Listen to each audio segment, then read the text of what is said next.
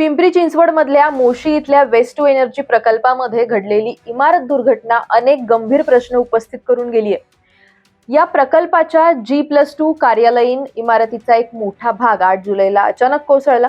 तळमजल्यावर पार्किंग, पहिल्या मजल्यावर कॅन्टीन आणि दुसऱ्या मजल्यावर कॉन्फरन्स रूम होती। दुर्घटनेच्या वेळी इमारतीमध्ये एकूण 23 कर्मचारी उपस्थित होते।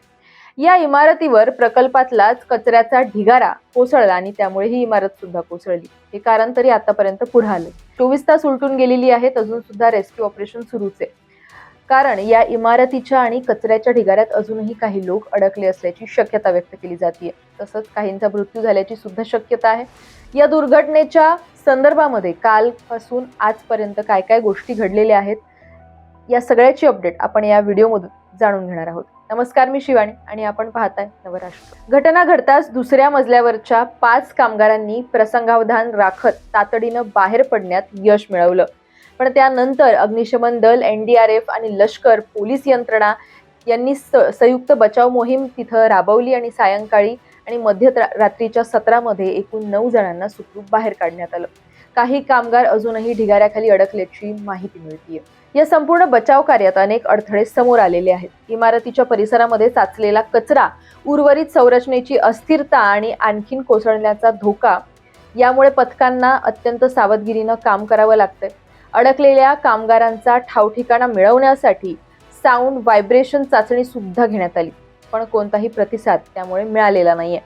त्यानंतर JCBच्या सहाय्यानं कचऱ्याचे ढीग जे आहेत ते हटवण्यात आलेले आहेत आणि पहिल्या मजल्यावर कॅन्टीनमध्ये जवानांनी प्रवेश केला। आता कॅन्टीन, पार्किंग आणि इमारतीच्या इतर भागांमध्ये बारकाईनं शोध मोहीम सुरू आहे। या सगळ्याच्या दरम्यान काही मृतदेह हाती लागल्यामुळे परिस्थितीचं गांभीर्य अधिकच वाढलंय। तरी सुद्धा ढिगाऱ्याखाली अडकलेल्यांना सुखरूप बाहेर काढण्यासाठी शर्थीचे प्रयत्न सध्या सुरू आहेत।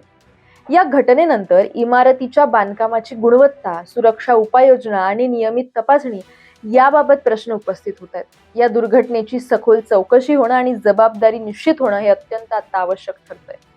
मोशीतली ही घटना आपल्याला औद्योगिक प्रकल्पांमधल्या सुरक्षेला सर्वोच्च प्राधान्य देण्याची पुन्हा एकदा आठवण करून देणारी ठरलेली आहे। या घटनेबद्दल आणखीन एक मोठी अपडेट अशी आहे ती म्हणजे पिंपरी चिंचवड महानगरपालिका आयुक्तांनी घटनेला जबाबदार कोण या मुद्द्यावरून आता हातवर केलेले आहेत। मोशी इमारत दुर्घटना ही नैसर्गिक आहे, त्यामुळे कोणाला दोषी धरता येणार नाही, असं वक्तव्य महानगरपालिका आयुक्त डॉक्टर विजय सूर्यवंशी यांनी केलंय।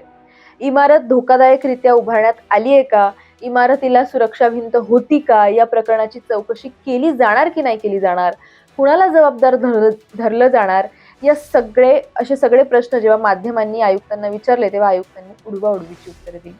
त्यामुळे वेस्ट टू एनर्जी प्रकल्पाचे कंत्राटदार अँटोनी लारा रिन्युएबल एनर्जी या कंपनीला क्लीन चिट देण्याची घाई आयुक्त का करतायत, असा प्रश्न सुद्धा उपस्थित केला जातोय। आयुक्तांवर राजकीय दबाव असल्यानं त्यांनी 24 तासाच्या आत ही भूमिका घेतली असल्याचं आता बोललं जात आहे। आतापर्यंत इमारतीच्या ढिगाऱ्यातून 9 जणांना सुखरूप बाहेर काढण्यात आलेलं आहे। त्यांना हॉस्पिटलमध्ये ऍडमिट सुद्धा करण्यात आलेलं आहे, पण अजूनही किमान 8 ते 9 जण अडकल्याची शक्यता NDRF कडून वर्तवण्यात येते। या घटनेविषयीची पुढची प्रत्येक अपडेट जाणून घेण्यासाठी नवराष्ट्राच्या YouTube चॅनलला सबस्क्राईब करायला विसरू नका।